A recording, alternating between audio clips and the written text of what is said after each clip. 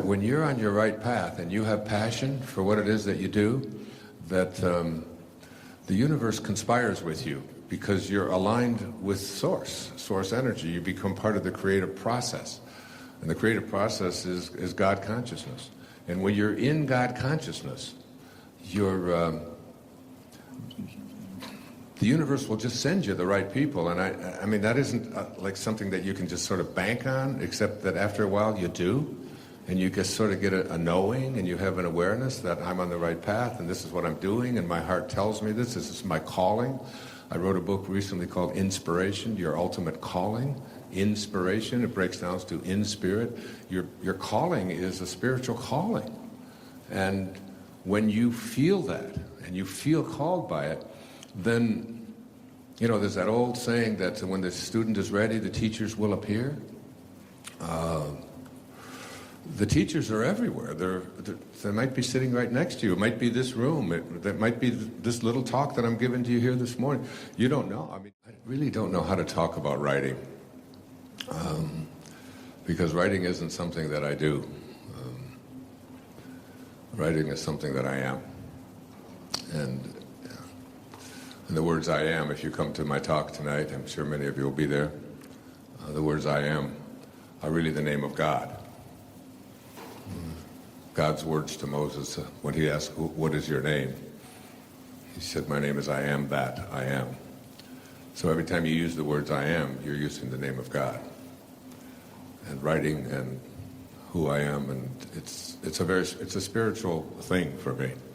But Reed asked me to speak to you about the earlier days of writing. I wrote my first book when I was 16. It was terrible. It was called The Anomalous Compatriot. Most of us don't even know what the word means. And when I was in the service, I was in the Navy for 4 years. I wrote about 600 or 700 essays about everything that I could, everything that I could think about. I was almost court-martialed when I was in the Navy and threatened, because I was on Guam, and they had a policy in the Navy that if you were a civilian there on Guam, you could shop in the Navy exchanges where the prices were seriously reduced. But if you were Guamanian, which meant that you had brown skin, you weren't allowed. This was 1961. And the Guam Daily News invited an invitation to speak your mind, it was called, on the back page of the paper, and they had a contest, and the first prize was $75. So I entered the contest and won it, which I knew I would. And they published my picture in the Guam Daily News back in 1961, and the commander of the naval forces in the Marianas Islands threatened me with a court-martial because I had violated the chain of command. I hadn't gotten permission to say something about the Navy policy without going through the chain. Well, if I had gone through the chain, I wouldn't have been able to publish it, and we wouldn't be able to get the policy changed. So Joseph Heller wrote a whole book about that called Catch-22. So they called me in and they threatened to have me court-martialed. And that's when I just took my writing, and I wrote a letter to President Kennedy. I wrote a letter to the Detroit Free Press. I wrote a letter to the Detroit News, and showed him the letters. I hadn't sent them, and said, this is going to be, this, because President Kennedy was very big on civil rights and changing things. He was the first president to really, he and his brother, Bobby Kennedy, whose son I was just with up in Rhinebeck last week, were very instrumental in changing a lot of it. I mean, when I was in the Navy, the Navy was segregated. Basically, the black sailors were stewards, and even the ones that were doing the kind of work that I was doing had separate quarters. I walked into a restaurant in Maryland, and I had with my friend Ray Dudley, Rayford Secundus Dudley, who was from Chicago. We were both in the uniform of the United States Navy in Maryland, Havre de Grace, Maryland. And we were not allowed to eat there because Ray was black. That's not very long ago. I wrote a letter about that to the Chief of Naval Operations, and sort of used my writing as a way of expressing who I am. And having, and we got the policy changed. They saw that I really meant who I was, and I was just a young 21-year-old second-class petty officer in the Navy. But before I left there in June of 1961, they had changed that policy. And they withdrew any charges and gave me an early discharge, which was the nicest thing I could have ever had. And then got out at the age of 22 and went to the university and got my PhD after 8 years, and started writing. I was writing articles and essays. I had a whole series of almost 700 essays that I had written on every subject that you could imagine. And I was also a voracious reader, which is the way I think you learn how to write, by reading. Listen to Herman Melville in Moby Dick. For as this appalling ocean surrounds the verdant land, you hear the image? So in the soul of man lies one insular Tahiti, full of peace and joy, but encompassed by all of the horrors of the half-lived life. I memorized that when I was a teenager because writing just doesn't get much better than that with the imagery and so on. And you get to be a great writer by being a great reader, I think. And I wanted to write something. I was writing textbooks. I had written 3 textbooks plus a doctoral dissertation, which is another book. And I came upon this idea of writing a sort of a common sense approach to how to manage your life. And my feelings at that time in my early 30s was that people's lives were out of control because they just didn't use common sense. I often say that my success in writing about psychology wasn't because of my training. It was in spite of it. Because I was trained to be a Jungian analyst for a while, and I was trained to get people to go back into their past and examine the kinds of struggles and traumas that they had gone through and overcome them, and then somehow the present will become better if you resolve these things. And it just didn't make sense to me. It just, I lived in an orphanage.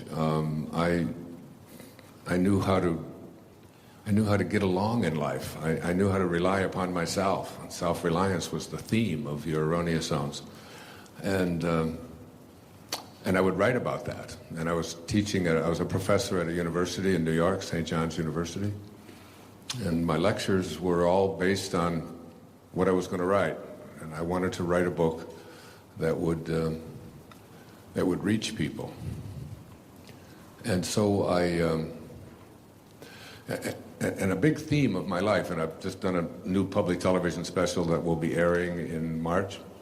And it's based on the new book that will be coming out, which will be a mind blower. This new book, Wishes Fulfilled. It's going to revolutionize the way people think about who they are, and also about their relationship to God. As you'll hear tonight, if you're there tonight. Are you coming tonight? Most of you coming tonight? Okay. So you'll hear me talk about that tonight. But it's so. Here's the theme. If you want to accomplish something, anything, you must first expect it of yourself. And I mean, if you're writing anything down or if you're tattooing anything to the inner forehead of yours that you can remind yourself of, ask yourself, what do you expect of yourself? You know? And do you expect to be ordinary or do you expect to be extraordinary? Because you've been raised to be ordinary, which isn't bad. Because to get to extraordinary, I think of myself as an extraordinary person, and I have extraordinary accomplishments, but my life is very ordinary in many ways. I mean, I have to fill out the forms just like you do, and I have to stop at red lights, and I have 8 kids, all of who, you know, have all of their issues, and I have to obey the rules and get along, and I will die too.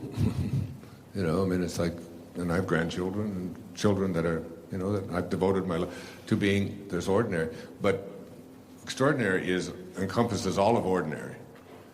And then it's the gap between ordinary and extraordinary where I'm speaking to you right now. It's saying, okay, I have filled out the forms, and I've taken care of business, and I've taken care of my family, and I've filled out all of the things that I'm supposed to do, and I'm a good person, a good citizen, and but it's just not enough. Not if you're coming from and I assume that, you know, you wouldn't sign up for something like this, spend the money. Do you pay for this? Do you actually pay to hear read? That hard to believe. Maybe you're beyond help. I don't know.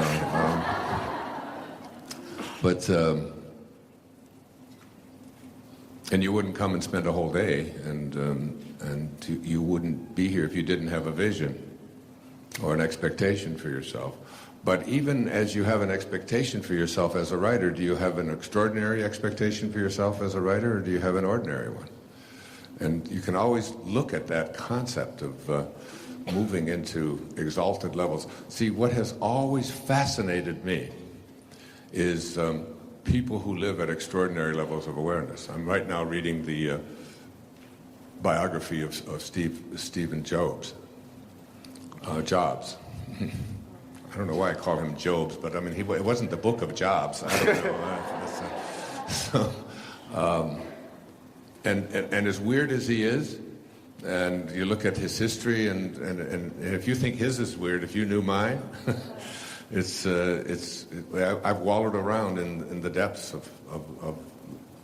of struggle and weirdness, and I've listened to my own inner voices, and a lot of times they take me in a very different direction than they take other people. But extraordinary consciousness is, and I was deeply and profoundly moved by a man named Abraham Maslow when I was a doctoral student, and sought him out,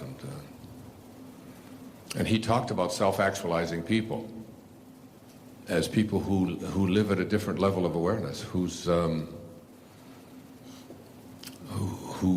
have a different set of values. And I was so intrigued by his teachings when I read an essay called The Whole Man, a 57-page essay about what these people are like, that he called self-actualizers. And I've written about it myself. I wrote a whole book based on that, about how to raise children on it, called What Do You Really Want for Your Children? I wrote a book called The Sky's the Limit, which was based upon how to apply that sort of self-actualizing theories in our own life. And I've lived by it my whole life.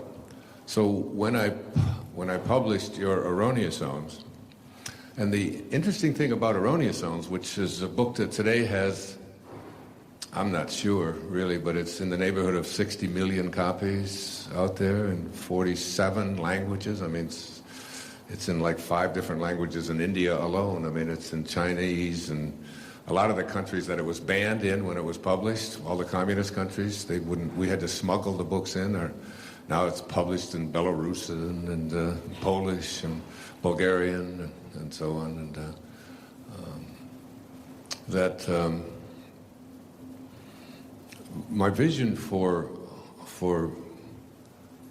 myself and for this, especially for this book, was all revolved around this idea of writing from a place of where my heart was. I wrote Erroneous from my heart, and speak to you about it now from my heart. And when I finished publishing it, and I went to the publisher, I had an agent, and one of the things I believe is that when you're on your right path and you have passion for what it is that you do, that the universe conspires with you because you're aligned with source energy. You become part of the creative process. And the creative process is God consciousness. And when you're in God consciousness, the universe will just send you the right people. And I mean, that isn't like something that you can just sort of bank on, except that after a while you do. And you just sort of get a knowing, and you have an awareness that I'm on the right path, and this is what I'm doing, and my heart tells me this is my calling. I wrote a book recently called Inspiration, Your Ultimate Calling. Inspiration, it breaks down to in spirit. Your calling is a spiritual calling. And when you feel that, and you feel called by it, then, you know, there's that old saying that when the student is ready, the teachers will appear. The teachers are everywhere. They might be sitting right next to you. It might be this room. That might be this little talk that I'm giving to you here this morning. You don't know. I mean, but I just read something by Mary Oliver. Anybody in the room know who Mary Oliver is? Let me see. Yeah. She's a very famous poet who lives out on Cape Cod. And they ask her, what's your formula for success? She's 71 years, my age, 71 years old. And she said three things. She said, one, pay attention. Just pay attention. Two, be astonished. You know, live from a place of bewilderment. And three, tell other people, which is what you're here for, to tell other people. Just do that, she said, and pay attention. And notice when the right things come up and when the right people, and get your ego out of it. So let me tell you the story of how Erroneous was published. And then I'll tell you what I did with it, and then I'll take a few questions. And Reed, you tell me when to stop. Yeah, so, no problem. I was lecturing at St. John. I was a professor, associate professor at St. John's University in Queens. And all the years that I was a graduate student, which was a lot, 8 years of college after the Navy, I would sit in a classroom and I would always be astonished at how bad the lecturers were, how bad the teachers were, the professors were. Not about how that they didn't know their business. They knew their stuff. I was at the University of Michigan, and I was at Wayne. These were very good schools at Wayne State University, but they were just bad. They would look out, and their audience would be bored, and they would be. And I can remember sitting there in my 20s and thinking, when I am on stage, not if I am on stage, because I knew that I would be on stage. Because I'd already spent 4 years in the Navy, and I was giving lectures on philosophy, epistemology, things like that over there on Guam. I mean, I was a very different kind of sailor than they had to encounter. And I can remember vowing that because I just knew I was going to become a school teacher. You know, and I started out just as a high school teacher. I knew that when I taught classes, my classes were going to be entertaining and compelling and interesting and fascinating and exciting, and I wasn't going to read to them from my notes, and I was going to, come there and just entertain and get people to want to hear more. I mean, I feel that way right now. I just feel like, right here in this room. I watch my audience. Are you paying attention? Are you interested? And if you're not, I'll go off into another area. I'll tell a joke or make it funny or tell a story, whatever it might be. But do you remember that when you were in college and high school? How bad these teachers were?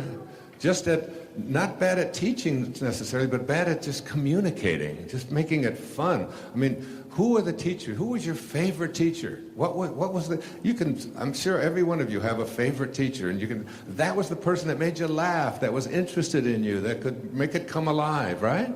And the endless, boring lectures that you went to, that you, so I made up my mind that that was what I was going to be. So when I took this position as a professor at St. John's University, I made my classes come alive. It didn't matter what I would. Sometimes I taught tests and measurement.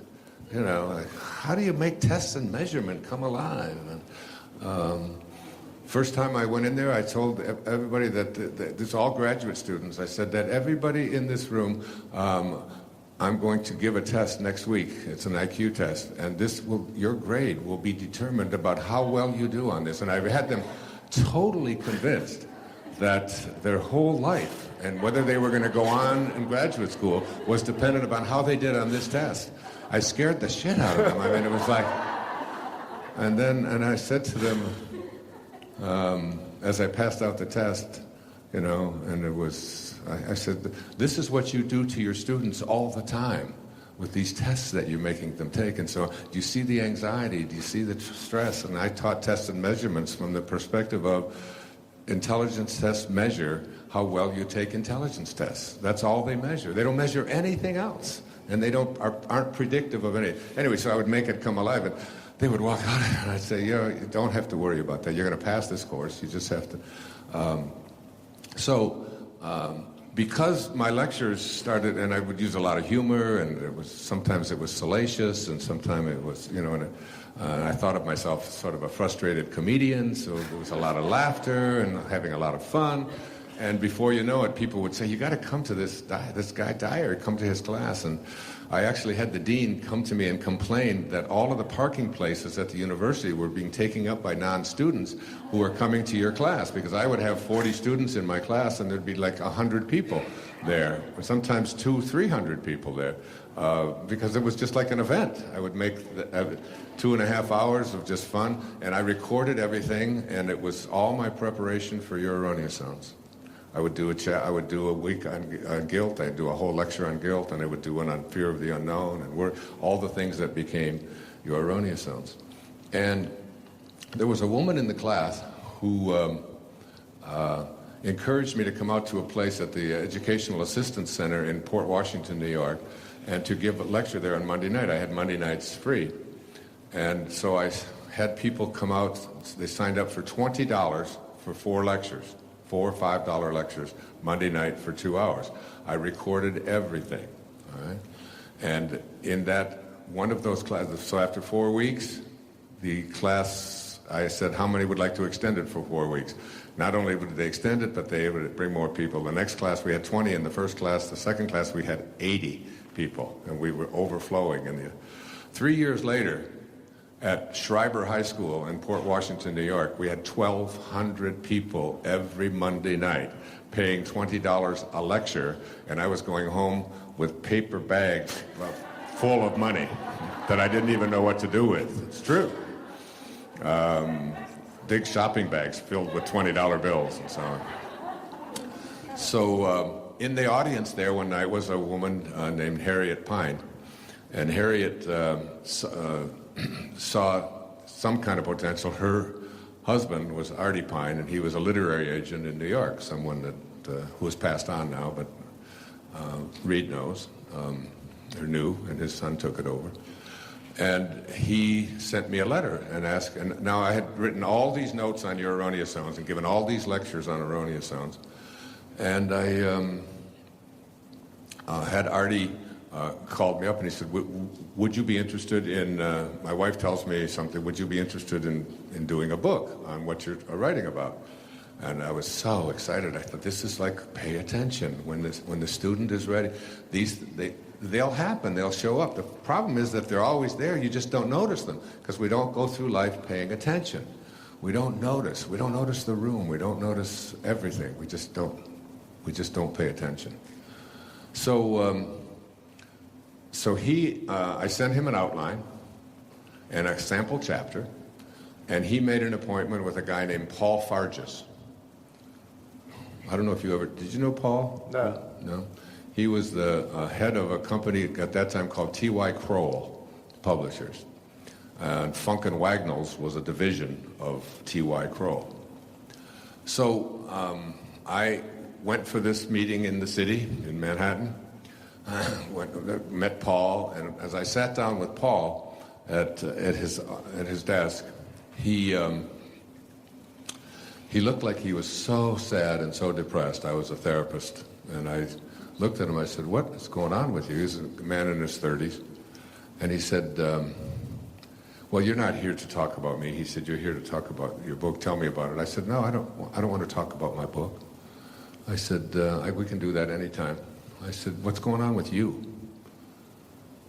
And this is a big part of this whole story, because it's like I got my attention off of myself. I was hearing Cheryl talking about whether your picture is going to be on something, and, you know, me, what's in it for me? And you really need to get out of that consciousness and shift out of the ego and into the world of spirit, where your motivation for writing is to serve, you know, to reach, to assist, not to make money, not to, I'm hearing you talk about getting self-published and all of that, but by and large, if your energy isn't on just improving the quality of life for someone, whatever kind of book that you're writing, then it's very likely that you're not going to reach the levels. It's like Thoreau's definition of success was the best ever. If you advance confidently in the direction of your own dreams and endeavor to live the life which you have imagined, you will meet with a success unexpected in common hours. It will chase you. That's a hard one for so many people, because we're so determined that we're the ones who are going to do it. At any rate, I sat there and talked to Paul. He said, he said, if you really want to know, he said, my wife last night, we have 2 children, ages 6 and 9 or something, and he said, my wife last night told me that she wants to get a divorce, that she's seeing someone else. She's not in love with me anymore. And he started sobbing, tears rolling down his face. And he said, and we sat there for 4 hours. And I did therapy with him, if you want to call it therapy. I talked to him, gave him what my advice was, what I would do, how you could handle this, how you have to understand that sometimes these things that come into our life are the greatest gifts that we've ever been given. It's hard for you to see now. And the truth of it is he's remarried now and so on after many years. But and then I left, and we never got around to my book. And Artie called me that night. He said, well, how did it go? And I said, we never talked about my book. And the next day, Artie called and said, you've got a contract. He said, Paul said to me, I don't care what this man writes. I want him with us. That's a true story. And, yeah. Thanks. I had all these lectures that I had been giving at the university that I had been taping, and I went away and I wrote the whole thing after another experience in finding my father, and it's another story altogether. Push that one over there.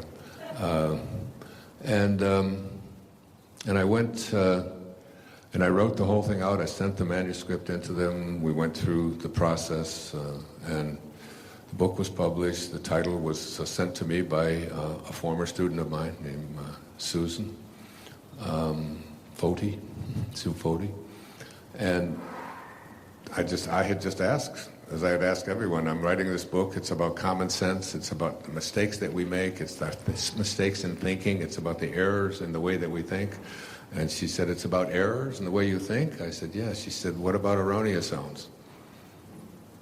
And so we submitted it, and people thought they were getting a sex book. It's true. I went into a bookstore in Des Moines, Iowa, and there was my face on a book right next to Debbie Does Dallas, and and the pizza man always delivers. It's true. I looked at it, I said, there's my smiling face up there. The guy who looked at it said, well, this must be where this goes. So so now I've got a book. Now, I was selling a lot of books because I still had this thing going over in Port Washington. First night it came out, I think I sold like 1,000 copies. We just had it over there, and People magazine later came and did a story of me, and they saw me, taking in the $20 bills, but it was, at that time, it was $7 for the book, and $6.95 in hardcover is what the book was. But I was selling books at the place and so on. But you see, if you want to accomplish something, you must expect it of yourself. And it wasn't that I wanted to have a bestseller. It wasn't that I wanted to make a lot of money. It never occurred to me. That was just, that's all stuff that came after me. It's all stuff that chased me. I just loved what I did so much. And I loved this book so much. And I felt that it had really a lot to offer, and people were reading it and saying, wow, this really means something. I find out now that about something like 800 universities and community colleges were using Erroneous and still do as textbooks in their classes and so on. And people are touched by that book, and it's just, all it is a book about common sense and how not to allow other people's opinions to rule your life, and how to live in the present and not be filled with guilt, and how to love yourself, and how to get rid of jealousy and anger and fear and worry and stuff that people just are so immobilized by. And I just boiled it all down to it's just a mistake in the way you think. So I just had such a different vision for myself, and I was so excited about it that I started doing, there's a guy in New York City, his name was Long John Nebel. Any New Yorkers here? Remember that name? Remember Long John Nebel? Anybody? No? You do back there? People way in the back are so old. He was married to Candy Jones, who also had written a book on... anyway, he had a radio station and a radio show on WMCA, I think it is, a big, and WOR. And he was on all night long, from midnight till... And he had prostate cancer. And he had to sit on one of those like inner tube things because he had had surgery and so on. And he would have me come in, and I would sit there and talk to him, but he had to get up and walk around, and he would leave. Sometimes he'd leave for like a whole hour and just walk around. Literally, he would, and I would just do the show, because very few commercials late at night on that. And the next day, you couldn't find my book anywhere, and I just kept coming back and doing that and doing radio shows, and it got so exciting. And I contacted every radio show. The first radio station I ever did was in West Babylon, New York, WBAL, some little 15-minute radio show. So I would call the publisher and find out, always want to know, how's the book doing? How's the book doing? And they'd say, well, they had what we call a list mentality.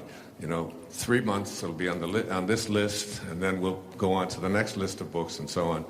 But I didn't have that expectation for myself. I had an expectation, this was too good to just be out there for 3 months and then to be put on the back shelf and become something that people forget about. So I said, when are you going to print a second printing? And they said, well, we have to sell the first printing first, and you're very unknown, nobody knows who you are. So I called up Albany, and I became a bookstore. Albany is the state capital of New York, and I gave them a little license number and paid $10, I think, and got a license to be a business, a Wayne Dyer bookstore, and I ordered all the rest of the first printing. I did. And I had them shipped to the garage in the house that I was living out in West Babylon at that time. And then, I called them up, and the guy's name was Lou. And Lou, I said, so just check on how the first printing is doing. He said, look, you were just called last week. I said, yeah, but maybe maybe. And he said, all right, okay. And he called, he said, holy shit. He said, this book is selling. He said, we're going to have to do a second printing. I said, okay. So they did a second printing. First printing, I think, was 2,500 books. Second printing, I think, was like 3,500 books. And I ordered those too. I bought those up as well. All 3,500. And then I ordered the third printing, and I bought those up. So I had about 9,000 or 10,000 books in the garage. I did. And And I was selling them at the high school where I was teaching, and I was doing a few talks around Long Island and so on. And then I decided in 1976, when my daughter Tracy, who you'll see tonight, she was 9 years old, and so I talked to her and I said, we're going across the country. And because I had a publicist that I hired, her name was Donna Gould, and I said to Donna, you know, my publisher tells me, Lou tells me, and Artie tells me that the only way to reach everybody in the country is to get on Phil Donahue. And if you can't get on Phil Donahue's show, then you've got to get on The Tonight Show. And if you can't get on The Tonight Show, you've got to, you know, do the Mike Douglas show. And if you can't get Mike Douglas, you know, there was all these different shows that were on there. And that's the only way you can reach everybody. At that time, those were the only syndicated shows. And I said, well, Donna would call them and call them and call them, send them books. And finally, they just said, look, we don't even want to hear the name Wayne Dyer again. So I just made the decision that there's another way to reach everybody in America. It takes a little longer. It's not quite as easy as going on Oprah, as Cheryl did. So I packed all of these books in my car and began to distribute them myself. And I would go I couldn't get in on any markets in the large cities, but if you go to a small city, like instead of going to Cincinnati, you could go to Columbus. And in Columbus, they'll put you on the radio if you've got a new avocado dip. You know, it's like, they got to, and I literally would go and find out. There was Little Professor. Do they still have Little Professor bookstores? No? Well, they did at that time. And I would go to the Little Professor bookstore, and I would go in, it's absolutely true, and I would ask them if they would put my book in their stores, and on consignment. And if you sell them, you can pay for them. If you don't, just ship them back, and I'll pay the cost. And then I would have my wife at the time, and she would call. She was really good at different accents, and when I was on the radio, she would call these bookstores using the accent. When I think about what I did now, it's like, I don't know if this is even legal. But she would do it in a Swedish accent, and then she'd do it in a German accent, and then she'd do it in a French. She spoke French. She spoke like 5 languages. And she would call these different bookstores, Erroneous, some kind of zones. This man's talking. What is this book? I must have this book. And then the next day, I would go back to all of these bookstores. There were like 4 or 5 of them, and Columbus was one of the cities I did this in. And I'd say, how are you doing? And they'd say, oh my God, we've had so many calls. Can you leave us some more books? It's a true story. And they would be getting calls as well. And then I would move on to the next city and to the next city. And then we went all the way across the country. We spent like 4 or 5 months going across the country. And then a friend of mine named Howard, who's now a friend of mine, named Howard Papish, was in New York, and he had heard on one of the radio shows that I was doing in New York, because I was on the radio every day. I would book myself on all of these. You know, New York City has so many radio stations, and each little community has a radio station, and I would go on there any opportunity that I had to talk about it, and I never thought about selling books. I mean, it wasn't like I'm going to make money and all that. I just really wanted people. I don't know, I was just basking in the fun and the joy of how exciting all of this was. I met this little short, heavy-set black woman in Baltimore named Oprah Winfrey, who was 22 years old, I think, doing a show called People Are Talking.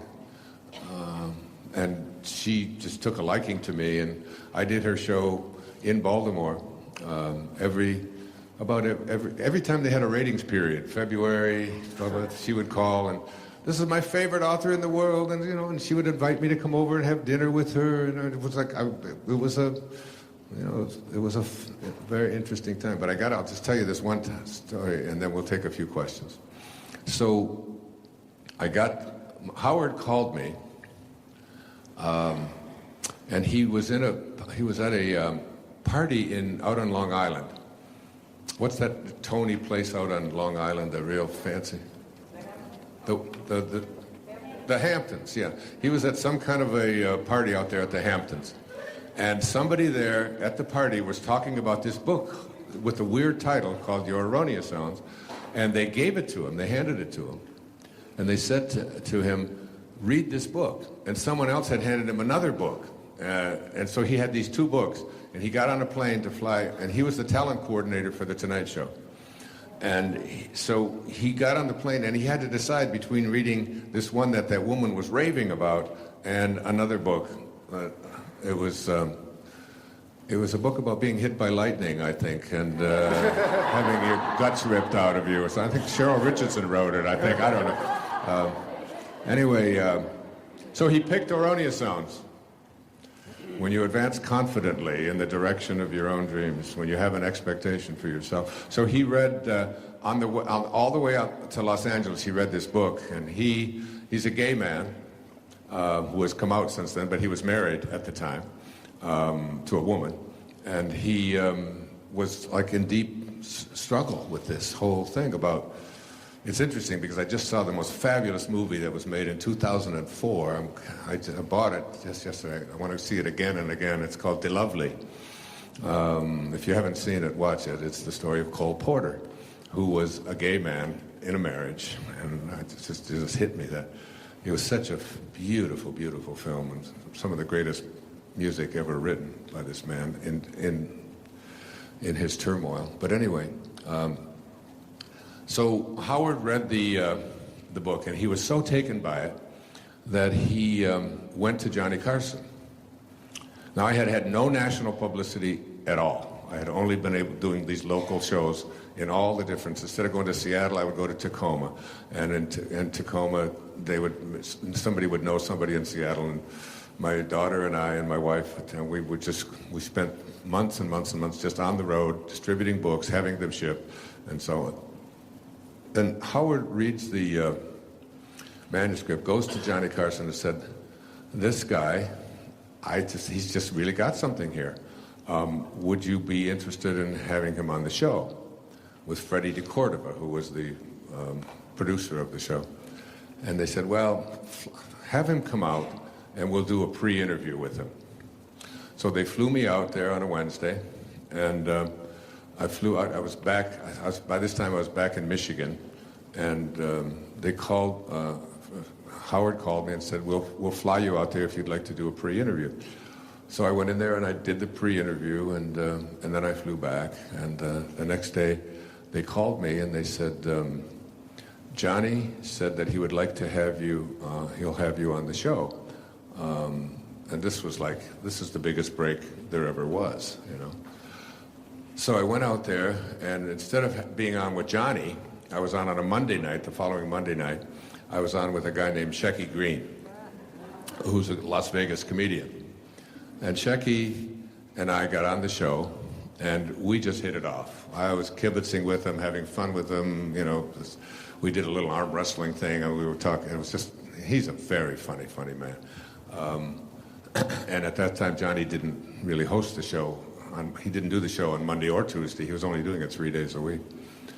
So Shecky just loved it, and we did 2 segments and promoted the book, and I was so excited. Told everybody I'm going to be on the Tonight Show. This is going to be great. First guest I was on with was the first guest on the show that night was Steve Allen, someone I had been watching since I was a little boy, and had always said that when I talked to Steve Allen, I mean, this is all stuff I knew when I was a kid, truly. But that's another story. So we do the show, and it's Monday night, and I fly all the way back to Michigan to pick up my car and stay on with the journey. And I get a call from when I was at the airport. They said, this is the first time in the history of the Tonight Show that the show has been preempted. It was the Republican National Convention in Kansas City, Missouri, and what's the guy's name?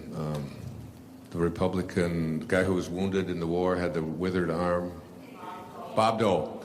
So Bob Dole gave the keynote address that night on the Republican National Convention on Monday night, and he went over, and they stayed with it, and NBC stayed with it, so they preempted the show. So everybody that I had told that I was on the Tonight Show, it turns out I wasn't on the Tonight Show. It had never happened before.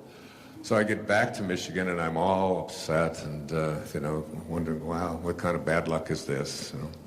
And I get a call from Howard on Tuesday, after I'm all the way back there, and he said, we were at the meeting this morning at the Tonight Show, and they were talking about you last night and how great it was, even though it didn't air. And Johnny said, if he's that good, I'd like to have him on before that show re-airs, whenever it re-airs. So Howard said, you think you could fly back out to Los Angeles? This was the next day. And I said, no, I'm very, very busy. My screen doors have to be cleaned,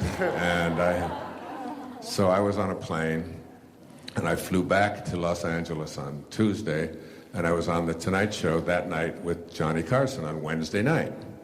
Well, Johnny ran over that night, as he often did. This is when the Tonight Show was 90 minutes long. And there was an author spot at that time. So Johnny ran over, and we only had about 4 or 5 minutes, but it's still national television. First time I was on, the book went flying. But Johnny said to me on the show, as the show ended, he said, I'm really sorry, and I don't like to do this, and this is your first time out here. He said, would you be willing to stay over and do the show on Friday? And I'll have you on again. And I said, my daughter's got a soccer game.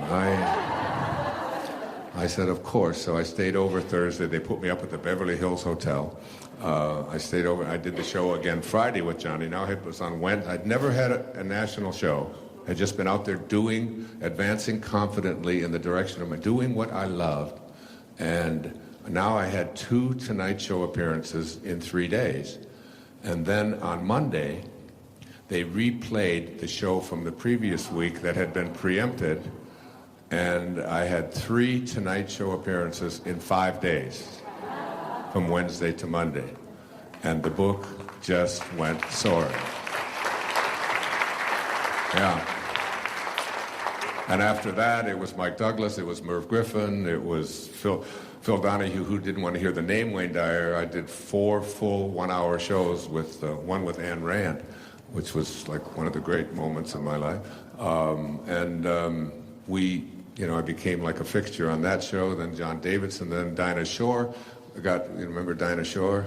Dinah Shore had her own show. I became the psychologist on the Dinah Shore show for 87 consecutive weeks. I was on her show once a week. And it just went on and on and on. And all it boils down to is like advancing confidently in the direction of your own dreams and endeavoring to live the life which you imagine, which you're filled with joy, and success will chase after you. It will chase after you. You just keep following, and you're not doing it so that you'll make money and be famous and get on the New York Times bestseller list. All of those things are just bonuses that come from you fulfilling your Dharma, living an inspired life, and not being willing to take no. And it's still going. That was 1976. That was over 40 years ago. And we're still doing it. People still come. And tonight there'll be about 2,500 people there. I got 8 kids that don't listen to anything I say. And now everybody wants to hear everything I say. And we have a new PBS show coming out in the fall. So that's basically, it's just in that knowing. And the truth of it is, Reed Tracy and I are like brothers, or I always say, I just never know. One day you're my brother, the next day I'm your father, the next day you're my father.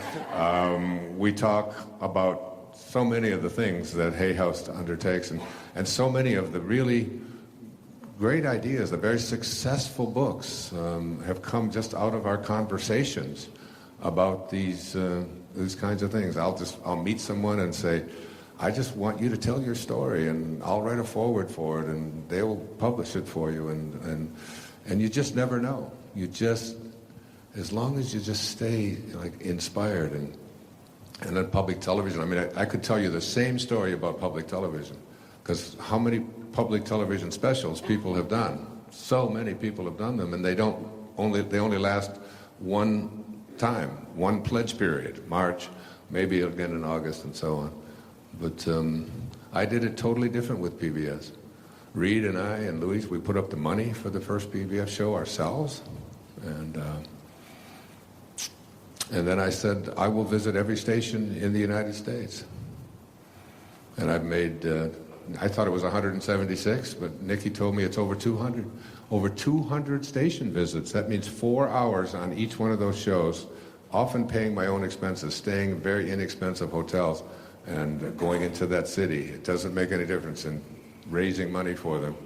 City after city, pledge period after pledge period. And now, these pledge shows, I think the total amount of dollars raised by the PBS shows exceeds $200 million in the last 12 years, raised for public television.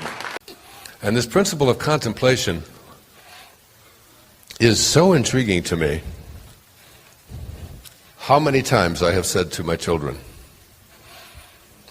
contemplate yourselves surrounded by the conditions which you intend to produce. You get what you think about, whether you want it or not. This thing that we call our thoughts is really the highest place within us, and we can use them to be thoughts that are aligned and think like God thinks, or we can use them as excuses and misalign ourselves and remind ourselves that God doesn't need any excuses. And so as you think of yourself as a God-realized being, you won't be doing that either. Contemplation is the continuous use of your thought process. How you use your thought process to train your mind in a new way. Remember, we are training ourselves in this seminar to elevate our concept of ourselves to a place that matches what it is that we would like to live out and attract and be in our lives. That's what we're doing. We're shifting our conception of ourselves and beginning to see ourselves as pieces of God from which we can never be disconnected. Secondly, your thoughts are actually like things that act to begin the process of materialization. So that what you think about ultimately becomes what you become and what becomes of you. If you contemplate with thoughts that match originating spirit, which is Thomas Troward's word for God, if you contemplate with thoughts that match originating spirit, then you will have the same power as originating spirit. That's an alarming thing to think and say. As you begin to contemplate in the same way that the creative force of the universe contemplates, then what you do is you shift out of your excuse pattern of things can't happen and won't happen into I am thinking in such a way that originating spirit thinks, and therefore if I continue to stay there, I will have the same power as originating spirit, because you are originating spirit. You can't be separated from it. When contemplation is a vibrational match to originating spirit, you gain the cooperation of divine mind, attracting and fulfilling your desires. Let me say it again. When contemplation is a vibrational match to originating spirit, and everything is vibration, every thought is vibration, you gain the cooperation of divine mind, attracting and fulfilling your desires.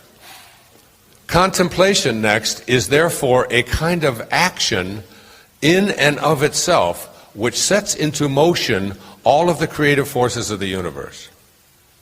You want to set into motion the energy that will allow you to attract into your life what you want. You want to be not thinking about a BMW in your driveway or a new Rolex on your arm.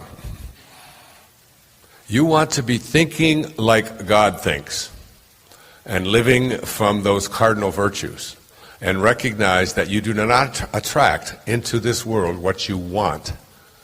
You attract what you are. And as you become it and it becomes you, it becomes limitless. And a BMW makes no difference. When you rely on excuses, you allow your false self, the ego, to contemplate what you do not want or what you cannot have. Do you get that? When you rely on excuses, you give evidence that you contemplate what you can't have or what you don't want. Every time you come up with a reason why you can't do something or you can't have something, you are giving evidence that you are contemplating in a way that is not aligned with originating spirit. Therefore, you lose the power of originating spirit. Return to the ego. Every excuse you ever use for anything is evidence that you're contemplating what you can't have. Now, why you would want to contemplate what you can't have or what's missing in your life is a meme handed to you because basically you've been taught you're not worthy of all of that. God is worthy of that. You're not God. There's nothing more blasphemous than saying you are God, except we've been saying it here a lot.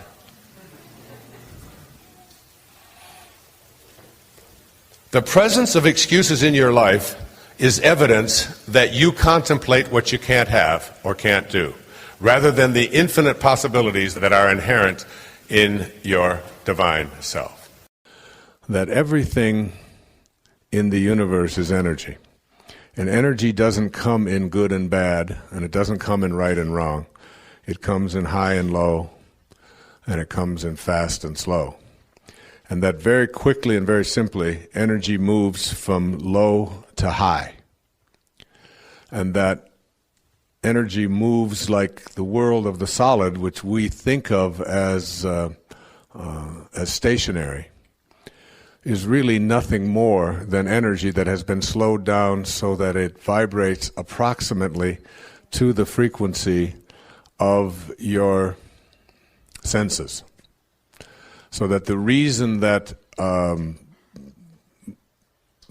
your hand appears to be solid is not because it's solid at all, but because your eyes, which observe it, are vibrating at approximately the same frequency as that which you are observing. Because you know that if you take your hand and put it under a microscope and turn up the magnification, you're going to see a dance. And the more magnification you get, the more dance of particles that you get. First you'll get molecules, then you take a molecular microscope and you turn that up, and you see inside the molecules there are atoms. You take an atomic microscope and you turn up the magnification, and inside the atoms of this thing called your hand, there are electrons and neutrons and protons and so on. Then you turn up the magnification on the electron microscope and you find that there are subatomic particles. And then you turn up the magnification further on these quarks and you find out that they're tinier particles. And until you put them in a particle accelerator, these tiniest particles, and you ram them together at 250,000 miles an hour until they collide, and then you open up the particle accelerator and you look inside and you discover there are no particles, that everything is just energy. And it goes back to what St. Paul said, that which is seen hath not come from that which doth appear. That everything in the universe is just energy, and it's just everything is moving, but some things move faster than others. So that the world of the solid is a very slowed down energy. It's just energy that's been slowed down. It approximates the frequency at which your eyes and your ears are processing and picking up things. And then you move to a faster energy, which is the energy of sound. And the energy of sound is nothing more than sound waves that are out there. We can't see them, we can't get a hold of them, but you just take an oscilloscope and an audiologist and you can pick up the sounds, and the sound energy just goes high, and it goes low, and it goes fast, and it goes slow, but it doesn't come in problems. There are no problems in what you hear or what you see. There's only energy moving fast and slow, high and low. It only becomes a problem when you process it in a certain way. And then we move to a faster energy, the energy of light, which moves faster than the energy of sound. And then we move to the energy of thoughts, and every thought that we have has an energy. And in a wonderful book called Power versus Force, Dr. David Hawkins has elaborated a system called a map of consciousness in which they identify every thought that we have and its energy component. So that lower energy, that a thought of shame, for example, and a thought of hate, and a thought of fear, and a thought of stress, and any of these kinds of lower energy thoughts are thoughts that weaken us. And I'll talk more about these in the last principle in this program, the 10th principle. And then we get to looking at what thoughts and what energy they have, and why would I have certain thoughts if they weaken us, until ultimately we get to the fastest and the highest energy in the universe, which is the theory upon which a spiritual solution to every problem is based, the notion that spiritual energy is the fastest energy in the universe. And that when we bring the energy of spirit to the presence of the energy of problems, because all of our problems show up in the world of form, in the world of the solid. That's where we have them. And when we can bring spiritual energy to the presence of spirit, or to the presence of form, rather, we nullify that.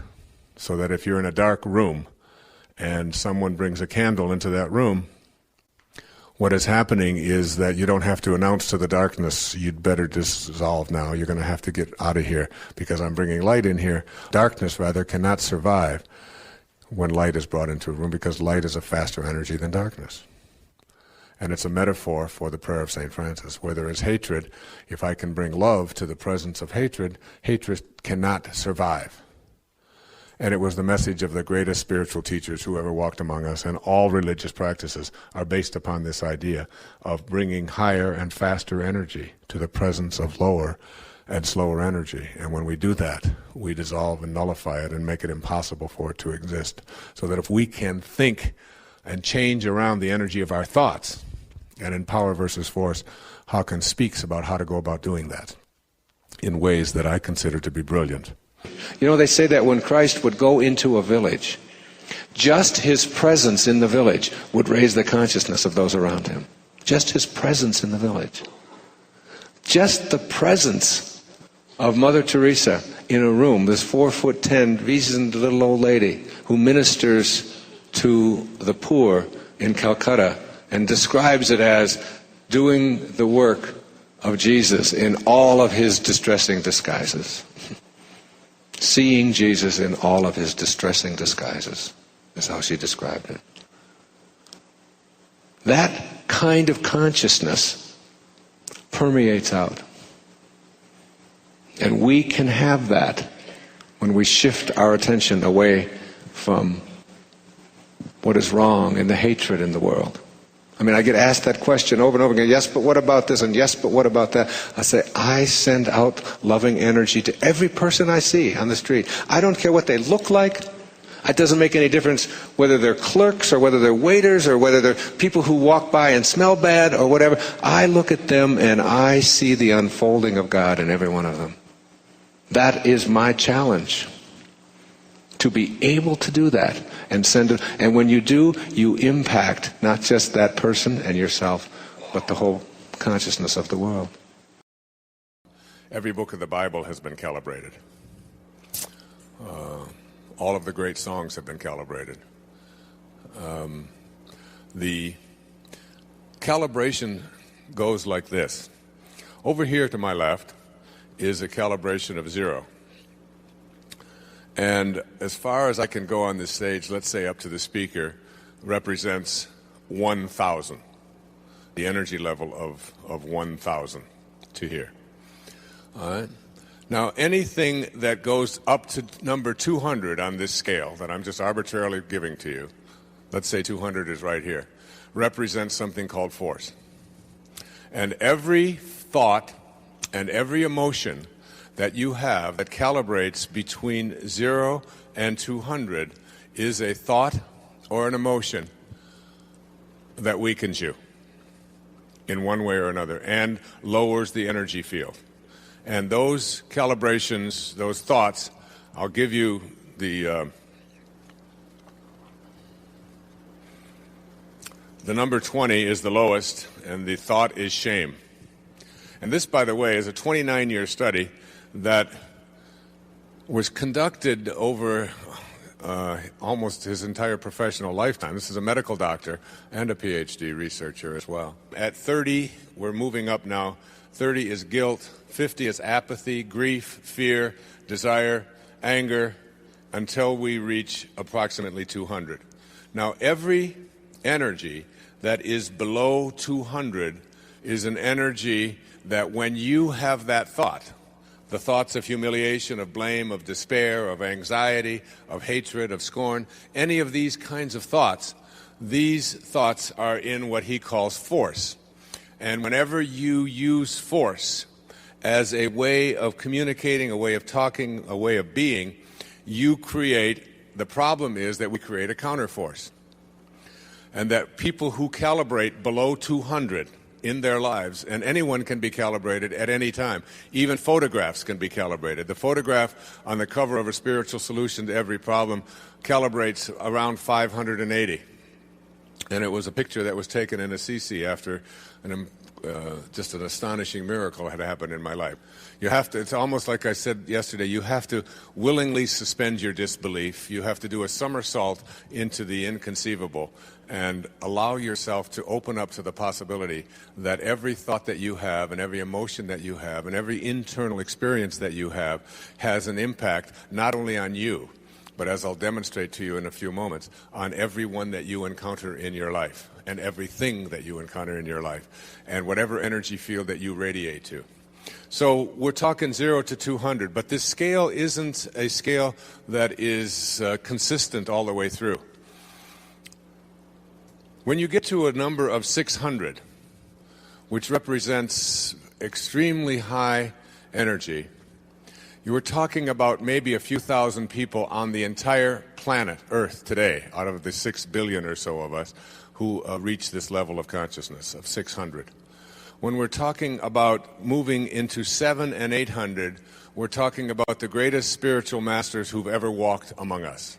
People who live at the level of the ineffable, who are unconditional love, and have what Patanjali says, he said, when you become steadfast in your abstention of thoughts of harm directed toward others, listen to that again, when you become steadfast in your thoughts of harm directed toward others, all living creatures will cease to feel enmity in your presence. If you're steadfast in abstaining from a thought of harm and never ever have a thought of harm or judgment directed toward others, because you have to know that when you judge another, you do not define them. You define yourself as someone who needs to judge. Calling someone else stupid or foolish or evil or whatever does not make them that. That just says something about you who needs to put those kind of labels on other people. So that if you can become steadfast and become an individual who never, but never has a thought of harm directed toward others or judgment, which is almost impossible for all of us who live at these ego levels that we've been conditioned to live at.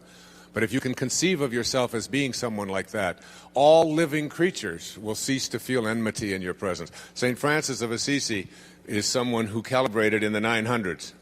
Maybe 7 or 8 people in the history of the world have calibrated above 950. Francesco's, in fact, the city just to the north of us, about 40 miles, was named after this little man, St. Francis, who left his worldly belongings behind and just took out to save the church. And he spent the last 2 years of his life up in a place that I visited with my wife a few years ago when I took a group of people to Assisi at Mount Suribasso. And the last 2 years of his life, he had to have his hands and his feet and his side bound so that he didn't bleed to death. Such was the energy level of this being. Hawkins suggests that any person who calibrates at 600 or higher, Mother Teresa calibrated at 600. When Mother Teresa walked into a radio studio where I was on the radio that morning, everyone in the room felt her presence. She weighed about 90 pounds. It's about 4'10". And she radiated out a different kind of an energy. And he suggests in Power versus Force, with his academic and research background, that anyone who can raise their calibration level to the level of 600 or higher everyone in that energy field is automatically healed. Disease cannot survive when you are around that kind of energy. They said of Jesus, his presence in the village and nothing more would raise the consciousness of those around him. He suggests that only one person in the history of humanity has ever reached this level of 1,000, and that was Jesus of Nazareth. Every single one of these are something that I know you've used, or if you haven't, you're living with someone who does. So here are the top 18. First one, if I want to change, it's going to be difficult. Change is difficult. It's a meme. Whether it's true or not, we're going to examine a little bit later. It's going to be risky. In other words, if I were to do this and try this, whatever it might be, make these changes, it's going to involve risk. It's a meme. It's a mind virus. It's going to take a long time. You know, it's taken me 40 years to become this way, and I've been living this way, so it's going to take me another 40 years. Well, you don't have 40 years. You know? But nevertheless, it's going to take a long time. If I were to do and live the kind of life that I would like to live, there's going to be family drama. There's going to be people out there, aunts and uncles and in-laws and people. They're going to, if I wanted to move to Montana or if I wanted to take up a new career, there's going to be huge family drama. Total meme. Whether it's true, mostly unlikely, unless you decide that that's what you want your life to be. I don't deserve it. A meme. How could there be anything out there in this world that you don't deserve? You are a piece of God. How could the source, how could God create something, anyone that isn't deserving of all of the abundance and all of the prosperity and all of the love that comes from the source? It's not my nature. Your nature is a meme. The idea that that you're shy because you can't do anything about that. It's not my nature. I can't afford it. This is one of my all-time favorites, and I'll deal with it a little bit later in the program. The idea that you can't afford to do something is one of the largest mind viruses that have been placed upon you, and it's something that I would urge you to never say again, that you can't afford to do something. Do not ever allow money to be a reason why you don't fulfill your Dharma, your destiny, and what you're here to do. And I can tell you, coming from the background that I came from, living in foster homes, living on the east side of Detroit and working my way through everything that I've had, that I've never, ever, ever thought that I couldn't afford to do anything, including go to the university and pay my own way and whatever. Are you listening, my children out there? No one will help me. How many times you've heard people say, I'd like to do that, but there's no help out there. I just can't, nobody's out there. There's 6 billion people on the planet. They're all waiting to help somebody. Almost all of them want to help you with what it is that you want to do, unless you carry around this mind virus that says, I'm all alone and I can't do anything about it. It's just a meme. It's never happened before. So because something has never happened before is exactly the perfect reason why it'll probably happen the next time, unless you have that mind virus. I'm not strong enough. I'm too weak to do what I would really like to be able to do. It's a meme. I'm not smart enough. You're all geniuses. Every single one of you. You're all genius. You've just let yourself become de-geniused by life. I have a son-in-law, his name is Joe. He didn't go to college, but he came over and put a wood floor in our house that is so beautiful. He spent several weeks on it, getting down on his hands and knees, measuring everything, and he walks on it. If I had to do that wooden floor myself, it would never have gotten done, because he can do that, and there's other things that I can do. He wouldn't want to be up here giving this talk. Maybe he would. But everybody has within them a genius and should never tell themselves, I'm not smart enough. And it's something you would never, ever want to convey to your kids. The rules won't let me. So that the rules ought not to be reasons why you do or don't do anything. One of my great teachers, Henry David Thoreau, reminded us about the importance, not the importance, the necessity of civil disobedience. That all these rules that we have, when my mom my beautiful mom was born in 1916, she was 4 years old before women even got to vote in America. And the women, I mean, half the population of our country was not involved in any decision making in the first almost 200 years of our history. How absurd that is when we think about it now. And how did that change? Because people said, the hell with those rules. I don't care whether it's legal or not legal. If it's not moral and I have rules within me, I have to go to those. These are means. I don't have the energy. I'm too tired. It's a mean. One of the commitments I made, and my kids have never heard me say it, is that I'm tired. It's a word that I stopped saying in my early 20s, because I used to hear people talking about that all the time. I'm so tired, I'm so tired. And the minute that you tell yourself that you're tired, your body begins to react to the thought that you are programming it to be. So if nothing else, just stop saying it. And, well, I'll get onto that later. My own personal family history is the reason why. You know, I'm the middle child. I mean, what do you expect from me? And no wonder I'm confused. I don't know what I'm up. Oh, I'm the youngest child. I'm the youngest child. No wonder people are always telling me what to do, and I just wait for somebody to tell me. Or I'm the oldest child. No wonder I have a superiority complex. I've been telling people what to do since I was born. I had to, so on.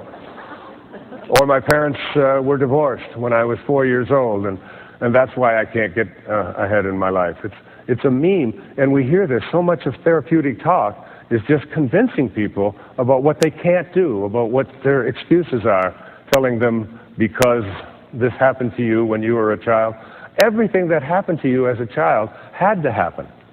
The evidence for that? It did. And if it did, then you either deal with it and move on with it and learn from it, or you use it as an excuse. And I've used that over and over in my own life as well. And it's something that you want to take a real hard look at. I'm too busy. The final two were the most frequently cited. I'm too busy. And I'm scared. It just frightens me. I live in fear. The Course in Miracles says there are only two emotions in this world: fear and love. Fear. Everything that is fear cannot be love. Everything that is love cannot be fear. So you must hear an awful lot of talk on the television and reading the newspapers and so on about all the things that we have to be afraid of. You don't want to live in a place of fear.